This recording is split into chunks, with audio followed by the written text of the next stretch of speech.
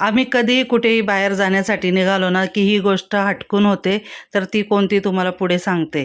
तर अगोदरच्याच व्हिडिओमध्ये मी दाखवलं होतं, मिस्टरांनी आमच्यासाठी शॉपिंग केली होती.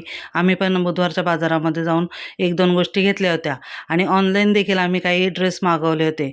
तर मुलींनी यावेळेस ठरवलं होतं, की तिघींनी सेमच घालायचं. तर इथे आम्ही तिघींसाठी सेम ड्रेस मागवले होते. मागवताना तर तिन्ही बरोबर मागवले होते, परंतु येताना पहिले एकच ड्रेस आला आणि दुसऱ्या दिवशी मात्र दोन्ही ड्रेस आले. तर तेच इथे बघत होतो आम्ही.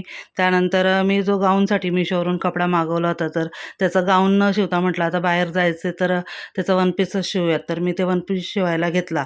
तर वन पीस माझा अर्धा शिवून झाला होता आणि तोपर्यंत स्वयंपाकाची पण वेळ झाली होती. तर मुलींसाठी ते चपाती आणि सुकटीची चटणी बनवलेली आहे.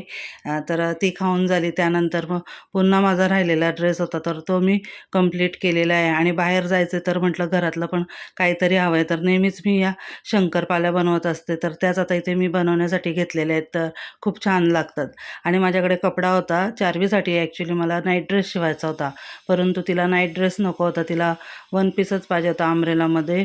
तर तो मग मी ते कटिंग करायला घेतलेला होता. तर तिला जरा वेगळ्याच पद्धतीचा हवा होता, तर तो तिने मला ड्रॉ करून दाखवला की असा असा शिव म्हणून. आणि जी गोष्ट मी तुम्हाला म्हणत होते की आम्ही कुठे बाहेर जाण्यासाठी निघालो तर ही गोष्ट घडतेच.